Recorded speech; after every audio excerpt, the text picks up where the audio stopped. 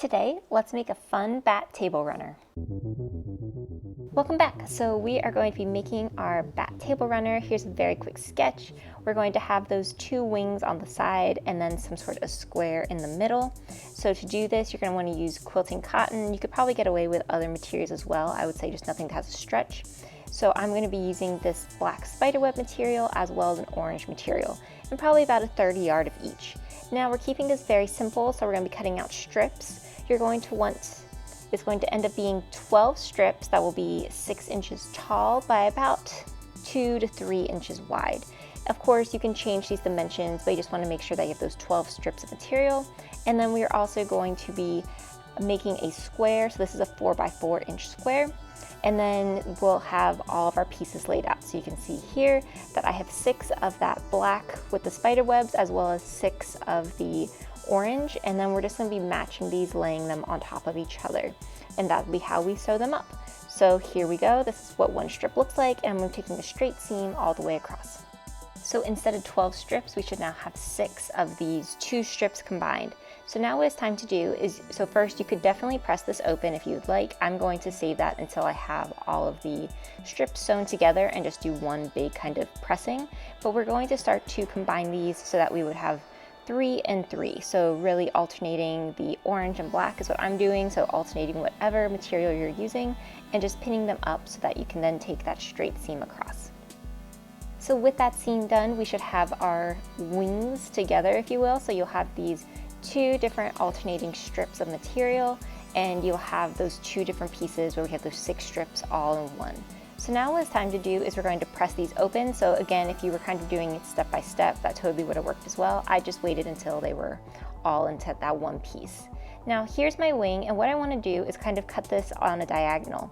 So instead of having to worry about getting the exact angle right for each individual strip, I'm doing this a lot easier by just having everything be together and just cutting this at an angle. So I'm putting these 2 wings together like this with right sides together, and then I have my ruler, and you can just kind of play around with what type of angle do you want. Do you want it to be more dramatic, so a bigger angle, or do you just want like a small little angle? You could also skip this entirely if it was something you didn't want to do.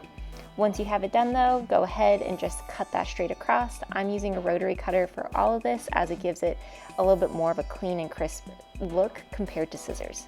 So here's what my wings now look like.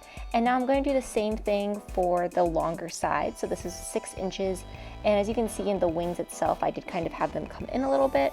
So again, just whatever angle you want to do, and you could also skip this as well. So here's what the bat will sort of look like, just to kind of give an overall impression. But now what it's time to do is cut out the backing. So if you want to use one of the fabrics you already had, I would say that you probably would want to get a ½ yard in total then. I am going to be using that same orange material as I had a lot left over, and you just want to cut that out so that it would match your wings, and then that would be the backing. So you could definitely add batting to this if you wanted to really kind of make it more of that quilt feel. I'm going to skip that though, as I'm just going to have a front and a back, and then I will do some sort of quilting design on it. Then for that little square piece, you are going to want to sew up 3 of the 4 sides, leaving about an inch or 2 gap. And you'll do the same for the wings as well. You want to sew about 3 of the 4 sides, leaving a little gap so that you'll be able to turn all of these right side out.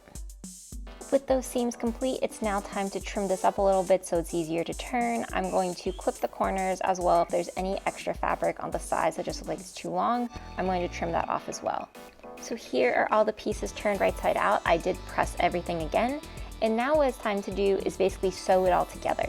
So you could do this in 2 separate steps, where you could sew this little square so that it is onto each of these bat wings. You could also hand sew that if you want. I'm going to make this a little quicker and basically quilt and attach all of these at the same time. So the quilting is what's going to be kind of holding it all together in one place. The first step though for all of this was I did go through and kind of clip where I wanted that square to go so that it would be in place, and now I can go ahead and start doing some sort of design with it. I went with a spiderweb feel as well as kind of going around the outside of the table runner, so you can kind of see it has this cute little spiderweb design, also kind of like a bat wing. I absolutely love how it turned out though, and it was quick and easy to make. If you like this video and you want to see more, be sure to like and subscribe.